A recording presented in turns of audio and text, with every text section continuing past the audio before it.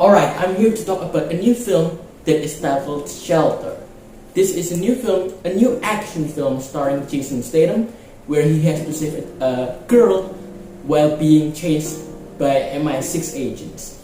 You know, this is your typical Jason Statham January action film, and when I saw the trailers, I knew what exactly this film would be, and I saw the whole movie, and it is basically an extended cut of the trailer.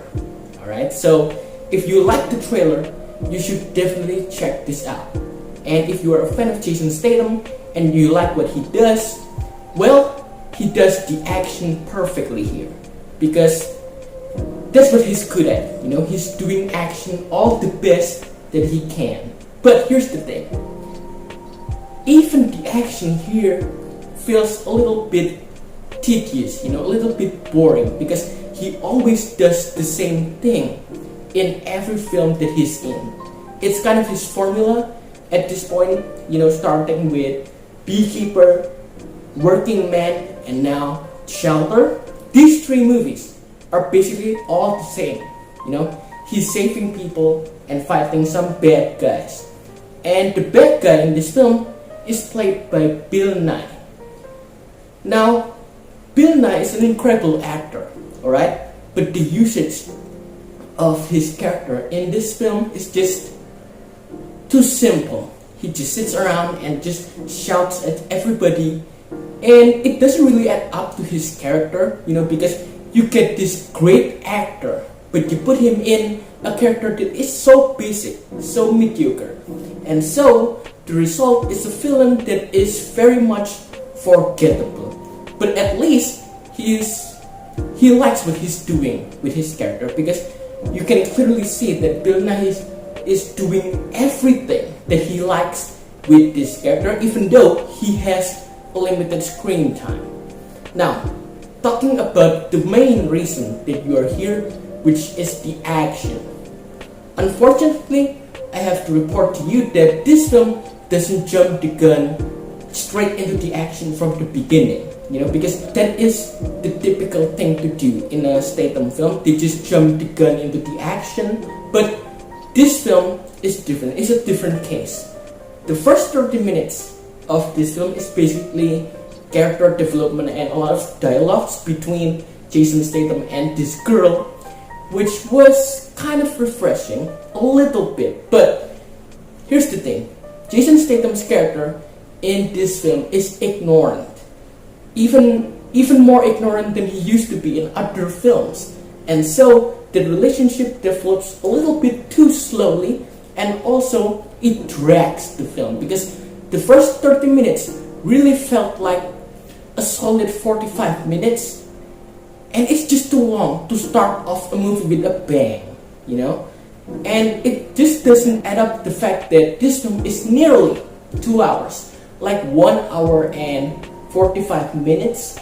It felt like close to 2 hours, like 2 hours and 10 minutes.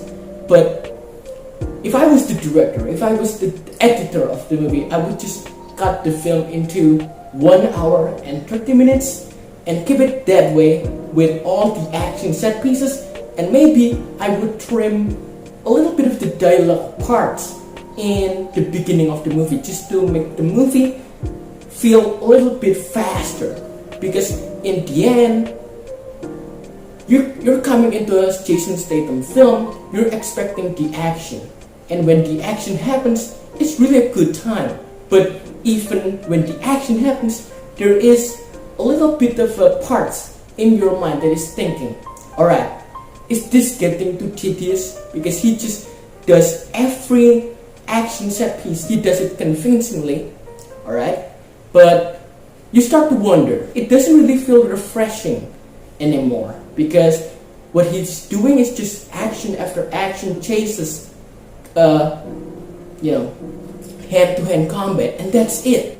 I want to see him do something different. I'm not saying that he must get out of the action genre to explore something entirely different that is not his, style. No, I'm just saying that he needs to do something a little bit different in these kinds of movies if he wants to keep going. For example, explore the subgenres. Would you imagine if Jason Statham does an action horror film where he portrays a vampire hunter? That would have been sick, you know? That would have been something a little bit refreshing. That's all I'm saying, right? And it doesn't help that this film in particular, feels like a Frankenstein version of every Jason Statham film ever existed, right? So it takes a lot of elements from Safe. You remember that movie? It takes a lot of elements from Beekeeper and so on and so forth.